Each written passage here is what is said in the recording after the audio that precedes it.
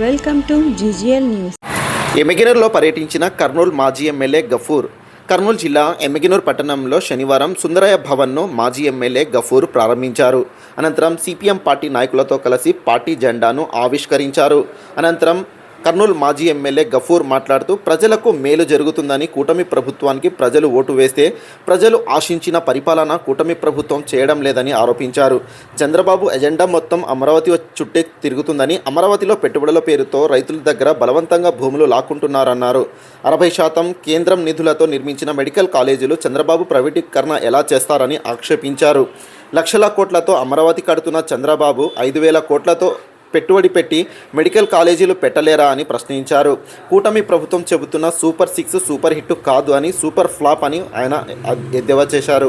ఈ కార్యక్రమంలో ఏఐకేఎస్ రాష్ట్ర ప్రధాన కార్యదర్శి ప్రభాకర్ రెడ్డి, గౌస్ దేశాయి, రామాంజనేయులు, గోవిందు, హనుమంతు తదితర సిపిఎం నాయకులు పాల్గొన్నారు.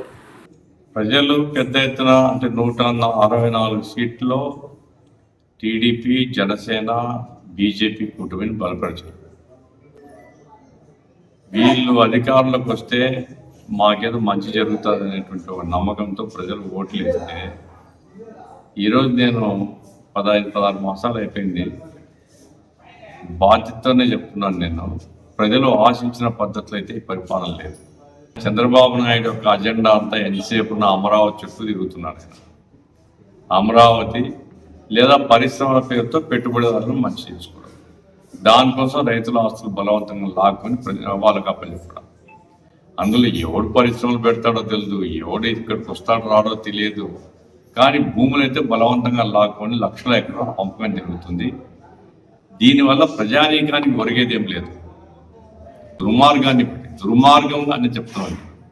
ఇప్పుడు 17 మెడికల్ కాలేజీల్లో ఒక 5-6 తయారైన, మిగతా 10 తయారు కావాలా? ఈ 10 ప్రైవేట్ వాళ్ళకి ఇస్తా అంటాడు. 60% సెంట్రల్ గవర్నమెంట్ డబ్బులు దాంట్లో. ఇప్పటికే గవర్నమెంట్ కొంత ఖర్చు పెట్టింది. ప్రైవేట్ వాళ్ళని పిలుచుకుని మనకి అప్పచెప్తాడు. ఎవరు? మీ నాన్న జాగిరి అయితే. ఇప్పుడు ఒక్కొక్క పిల్లవాడు 50 లక్షలు 60 లక్షలు ఖర్చు పెట్టి వాడు సీట్ సంపాదించుకొని వచ్చినోడు వానికి ఏం సామాజిక బాధ్యత ఉంటుంది? అంటే నువ్వు ఈ రాష్ట్రంలో ఉండే డాక్టర్లు నేను తయారు చేస్తున్నావు, ఇలాంటి సామాజిక బాధ్యత లేకుండా వ్యాపార దృష్టితో తయారు చేస్తున్నావు.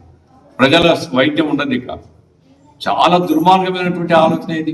లోకేష్కు సగం తెలివింది అతనే ఉంటాడంటే ప్రైవేట్ కన్నా కానే కాదంటాడు. ఏమిటిది ఇది? ప్రైవేట్ వాడు పెట్టుబడి పెట్టి కాలేజీ తీసుకున్న తర్వాత ఏమంటారు దాన్ని? కాబట్టి అనేక విషయాల్లో ఒకటేమో 1,00,000 కోట్ల రూపాయలకు అమరావతి కడుతున్నాం అంటున్నాడు. 1,00,000 కోట్ల రూపాయలు పెట్టగలిగేవారు 4-5 వేల కోట్లు పెడితే 10 మెడికల్ కాలేజ్ తయారైతాయి.